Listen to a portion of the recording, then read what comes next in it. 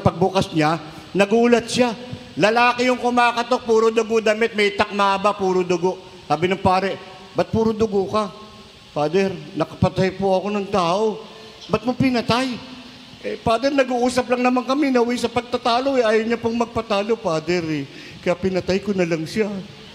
Ano naman ang pinag-uusapan yung nauwi sa pagtatalo para maging dahilan para patayin mo? Pinipilit niya yung kanya, Father. Sabi niya kasi, meron daw Diyos, may Diyos daw. Sabi ko sa kanya, walang Diyos, wala. Pinipilit niya talaga ako, Father. May Diyos nga, may Diyos. Sabi ko, wala nga. Ayaw niyang tumigil, Father. Pinatay ko na lang siya. Ikaw, Father. Naniniwala ka bang may Diyos? Sabi ng pare, dati. Oh. Bakit?